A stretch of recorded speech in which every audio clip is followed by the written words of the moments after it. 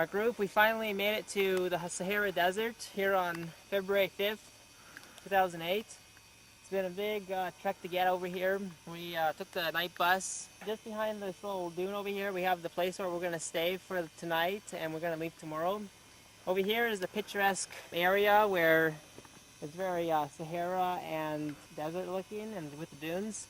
And over here, we're going to climb up to the top of the mountain. I'm expecting it to be about 2 hours to 3 hours each way, probably less on the way back, but it's definitely worth it. We're here in Africa, northern Africa. This is just the beginning of it because right behind us, the dunes end and it becomes a regular desert in that direction. Right now, I'm just walking up this hill right here on the crest of the sand dune. I might make it there quicker than I thought, actually. I met three French people, and they're also visiting Morocco for 3 months, and they drove down their car, so they're also enjoying this little hike in the Sahara Desert. So it's definitely worth it, I thought. He's feeding his dog some water. The dog's name is Max. We're almost up to the top of this little dune over here, probably another 20 minutes to go. Sometimes it gets very difficult and some of the mini avalanches start, but so far no problems. The weather warmed up. It's about 20 Celsius by now, about 65 to 70 degrees, so it's pretty nice and pleasant. Just enjoying the Sahara Desert here, or the northwestern part. Now we have to try to climb this mountain of sand, and then we'll have accomplished our mission to get to the top.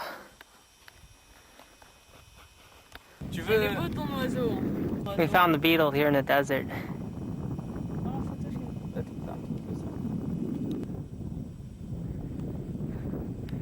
The view is very good right here, and we're almost to the top of the dune right now. I just made it to the top, and I have a good view of the whole 360 degrees around here, and it seems like there's just a pile of sand dunes in the middle, and I wouldn't know the area of it, but definitely there's a lot of houses and resorts around the place that capitalize on these dunes.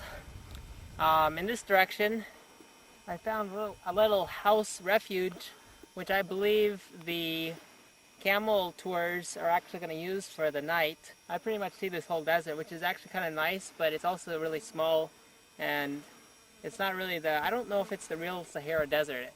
It could be, but it could also be something that is nearby for tourists to visit. In this direction, we got...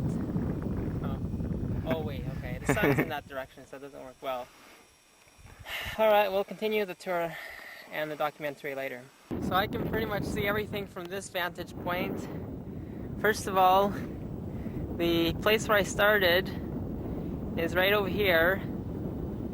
About 2 hours ago, I came all the way up here with those 3 French people that I met along the way. And I can see the whole panoramic view now, 360 degrees. And of course every desert reminds me of Wenatchee with the plateaus as well as the Grand Canyon. There's the 3 French that I met. They've been here in Morocco for 3 months. Just enjoying it. And then once we got up here, we saw another group of tourists, only 2, that just climbed up. So it's definitely worth the while to come here. It gives a good experience. And I have this idea that Merzuga is this town over here. Because I really think it is a town and not just a region. Just as I thought, we came across the dune, and on the other side we saw 1 camp, 2 camps, 3 camps, 4 camps, 5, 6, 7, 8, 9, 10.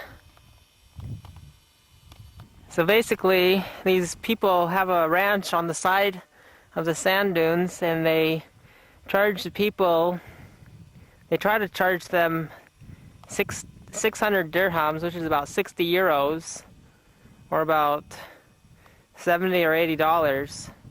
And then if you don't really take it, they'll go down to from 600 to 500, and then the 400 dirhams, 40 euros, or about 50 or 60 dollars. And it's the same idea, pretty much like the Grand Canyon. Same price and everything on this tour. And they leave the edge of the sand dune over there at around 4 p.m. and they take this camel ride across the desert, and they have 2 hours of daylight left, and they probably stop in this little oasis over here. I'm not sure if it's an oasis, but it could be.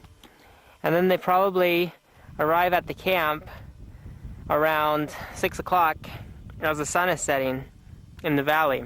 It gets dark and it gets cold, and it's extremely cold, so I'm actually kind of glad I didn't decide to do the trip, because it's extremely cold, probably like 0 Celsius, 32 Fahrenheit. I'm actually very happy hiking in this area with the French companions that I met, because hiking is my favorite activity. So we're just enjoying the nice warm weather, and we'll return back home to base before it gets too cold. I've been cold in Morocco every night since I've been here, so it's not that pleasant, but right now it is pleasant. It's kind of nice and warm, about 17, 18 Celsius. Bonjour. Comment allez-vous? Très bien. Très bien. Very good. Yeah. Comment t'appelles-tu? Aurélie. Aurélie. Et comment allez-vous? Très bien. Très bien. Laves. So we made it to this little village where everyone else is going to visit tonight. But we got here in about 3 hours, and it's really nice. The Arabian Moroccan boy, the son, gave us some tea and some peanuts.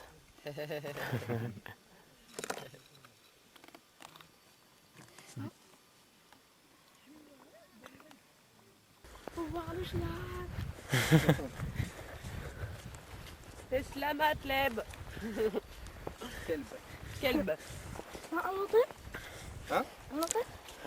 Non, nous dans l'automobile. On dort, automobile. Jason à l'hôtel. Oui. À l'hôtel HP? Je sais pas. Auberge? Auberge. Auberge, c'est comment le nom de l'auberge? Oui, auberge. Auberge dune de sable. Il a des amis. Oui. Ce soir, il dort là. Oui.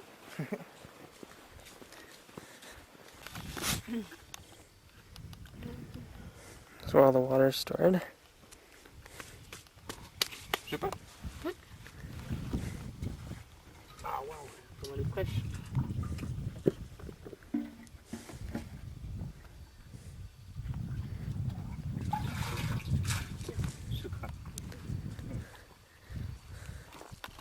Allez. Possible drink? Oui. Oui? Merzuga. Merzuga? Ça? Non, ça, non. Ah. Ça, Hasselbil. Asselbil. Ah, c'est bien. Un autre village. D'accord. Il va pas falloir trop te retarder, parce que le soleil il commence à... So we might walk to town, takes about an hour, and then we might take a taxi from there back to where we started from.